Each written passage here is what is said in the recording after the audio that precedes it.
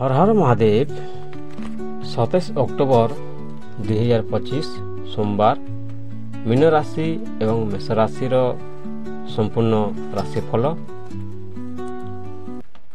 Mean राशि आज mean राशि दिन मध्यम फलदायक रहिबो। किसी नूतन कार्य रुचि जन्मिब किंतु धीरज और शांति रखिबा आवश्यक। अति भाव प्रवणता और अतिशय भरोसा केतेक असुविधा आनीपे। कार्यक्षेत्र में नूतन सुजोग मिलपे। निज अभिज्ञतार आत्मविश्वास रखु। मीन राशि आज मीन राशि दिन मध्यम फलदायक रहिबो। किसी नूतन कार्य रुचि जन्मिब किंतु धीरज और शांति रखिबा आवश्यक। अति भाव प्रवणता और अतिशय भरोसा केतेक असुविधा आनीपे। कार्यक्षेत्र में नूतन सुजोग मिलपे। निज अभिज्ञतार आत्मविश्वास रखु। व्यवसायी लोकों लाभर आशा रही। धन खर्च अधिक होगा संभावना रही पारिवारिक काम उपयोग हेब। पारिवारिक संपर्क में भल समय रही पारे। प्रेम जीवन में अन्यान्य विशेष और सहयोग रखु। विवाहित जीवन में सहधर्मी सहित मतभेद हेले धीरज रखु। व्यवसायी लोकों लाभर आशा रही। धन खर्च अधिक होगा संभावना रही पारिवारिक काम उपयोग हेब। पारिवारिक संपर्क में भल समय रही पारे। प्रेम जीवन में अन्यान्य विशेष और सहयोग रखु। विवाहित जीवन में सहधर्मी सहित मतभेद हेले धीरज रखु। मानसिक चिंता और निद्रा घाटी सतर्क रहतु। जलपान अधिक करंतु और ध्यान जोगरी मन को शांत करंतु।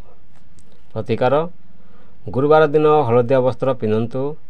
जल मध्य हलदी फूल दे दान करंतु। शुभ दिन गुरुवार। आपणकर शुभ अंक 3-7। आउ थरे मानसिक चिंता और निद्रा घाटी सतर्क रहतु। जलपान अधिक करंतु और ध्यान जोगरी मन को शांत रखंतु। प्रतिकार गुरुवार दिन हलदिया वस्त्र पिंधतु। जल मध्य हलदी फूल दे दान करंतु। शुभ दिन आपणकर गुरुवार दिन शुभ अच्छी। शुभ अंक 3-7। शुभ रंग आपणकर हालुका हलदिया सफेद नील। दिगजोगिनी आपणकर उत्तर एवं पश्चिम दिग शुभ अच्छी। भावनाशील और सहानुभूतिशील मन शांति और धार्मिकता पसंद करते। आपण भावनाशील और सहानुभूतिशील मन शांति और धार्मिकता पसंद करते। आपण केबे केबे अधिक स्वप्निल होई प्राकृतिक जीवन दूर हो जाते। संगीत चित्र और साहित्य प्रति रुचि आपणकर होता है। आउ थरे आपणकर शुभ रंग हालुका हलदिया सफेद नील। दिगजोगिनी आपणकर उत्तर एवं पश्चिम दिग शुभ अच्छी। आपण भावनाशील और सहानुभूतिशील मन शांति और धार्मिकता पसंद करते। केबे केबे अधिक स्वप्निल होई प्राकृतिक जीवन दूर हो जाती। आपण संगीत चित्र और साहित्य प्रति रुचि रखि था। 27 अक्टोबर 2025 सोमवार मेष राशि। कार्य उन्नति हेले मध्य असावधानतार छोट असुविधा हो पारे। नूतन काम आरंभ करने समय भल। व्यवसाय लाभ हेब किंतु खर्च वृद्धि हो पारे। परिवार रे खुशी रहिब किंतु सहधर्मी सहित मतभेद हो पारे। मेष राशि कार्य उन्नति हेले मध्य असावधानतार छोट असुविधा हो पारे। नूतन कार्य आरंभ करने समय भल अच्छी। व्यवसाय लाभ हेब किंतु खर्च वृद्धि हो पारे। परिवार रे खुशी रहिब किंतु सहधर्मी सहित मतभेद हो पारे। सहकर्मी सहित संपर्क भल रखु। आर्थिक अपेक्षा नथिबा खर्च हेब किंतु आय भल रहिबो। प्रेम और परिवार समय साधारण रहिबो। धैर्य रखु। स्वास्थ्य मनोभाव अस्थिर हेबार संभावना अच्छी। ध्यान किंबा जोग उपकारी हेब। सहकर्मी सहित संपर्क भल रखु। आर्थिक अपेक्षा नथिबा खर्च हेब किंतु आय भल रहिबो। प्रेम परिवार समय साधारण रहिबो। धैर्य धरंतु। स्वास्थ्य मनोभाव अस्थिर हेबार संभावना अच्छी।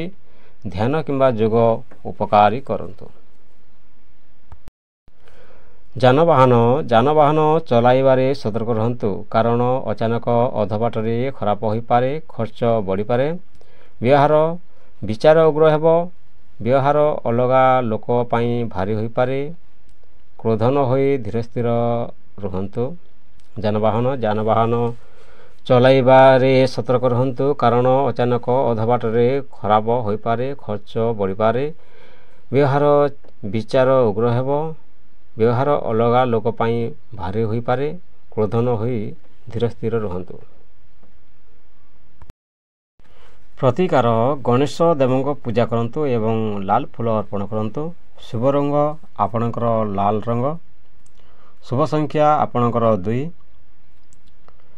ଦିଗ ଯୋଗିନୀ ଆପଣଙ୍କର ଦକ୍ଷିଣ ଦିଗ ଶୁଭ ଅଛି। ପ୍ରତିକାର ଗଣେଶ ଦେବଙ୍କ ପୂଜା କରନ୍ତୁ ଏବଂ ଲାଲ ଫୁଲ ଅର୍ପଣ କରନ୍ତୁ। ଶୁଭ ସଂଖ୍ୟା ଲାଲ। ଶୁଭ ସଂଖ୍ୟା ଆପଣଙ୍କର 2। ଦିଗ ଯୋଗିନୀ ଆପଣଙ୍କର ଦକ୍ଷିଣ ଦିଗ ଶୁଭ ଅଛି। ଭିଡ଼ିଓକୁ ଶେଷ ପର୍ଯ୍ୟନ୍ତ ଦେଖିଥିବାରୁ ଧନ୍ୟବାଦ। ହର ହର ମହାଦେବ। ବନ୍ଦେ ମାତରମ୍।